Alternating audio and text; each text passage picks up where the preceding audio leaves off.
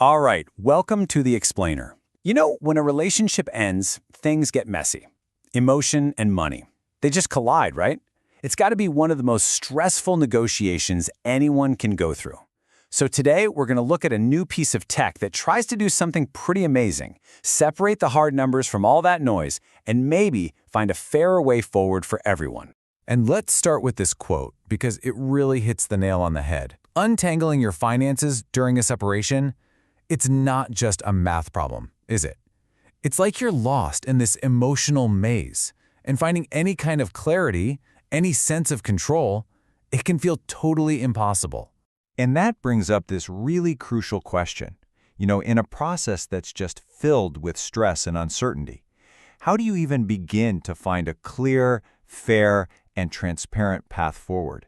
How can you have a rational talk about money when everything feels so irrational? Well, that's where this new tool comes in. It's from Ireland, it's called Equitable Divorce, and it's trying to give people exactly that starting point. The whole idea is to use data, real hard data, to cut through all the noise and kind of light the way. So what's really interesting here is who's behind this. This isn't some app cooked up in Silicon Valley. It was actually developed by a leading personal insolvency practitioner in Ireland. Think about that. This is someone who's in the trenches, dealing with the messy reality of personal finances and debt every single day. They get it. They know how complicated this stuff is in the real world. And this is what gives the tool its real muscle, its credibility. The whole thing is built on the guidelines from the Insolvency Service of Ireland. Now get this. These are the only statutory, state-recognized guidelines for what reasonable living expenses are. So the entire system, its whole bedrock, isn't based on someone's opinion. It's based on official, objective standards. Okay, so the primary thing this tool produces is called the short-form report. You can think of it as the first crucial step toward getting some real financial clarity. So how does it work? Well, it basically captures all the key financial puzzle pieces for each person's new, separate life.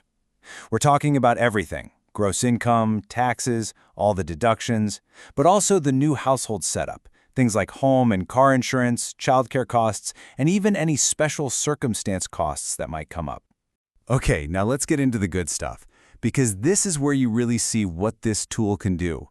It doesn't just spit out one answer. Nope. It actually models 3 different financial scenarios. It shows you what could happen. First, it takes a quick snapshot of where things stand right now. So in this example, you can see Party 1 has all the income, and Party 2 has 0. And wow, the result is pretty stark, right? Party 1 ends up with a 28% surplus over their basic living costs, while Party 2 is looking at a 100% deficit. Just nothing. So, Scenario 1 just formalizes that picture. It's the baseline. If everyone just keeps their own income, this is what it looks like. You can see that huge imbalance. And this is where the conversation can start.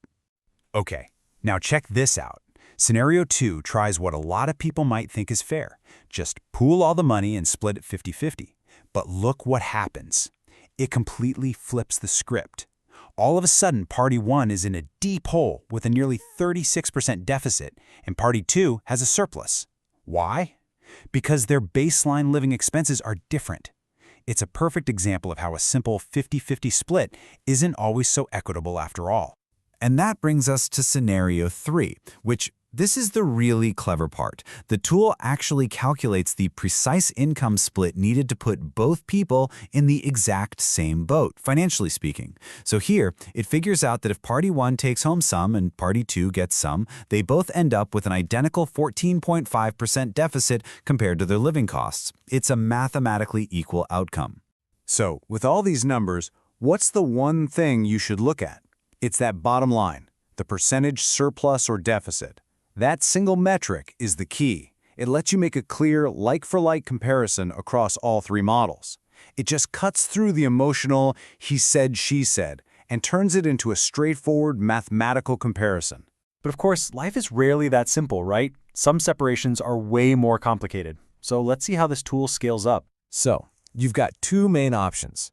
The short-form report we've been looking at, that's ideal for those early-stage discussions where you're both just putting your data in. But if you're dealing with multiple properties, businesses, big debts, there's the long-form report, and this one is a whole different level.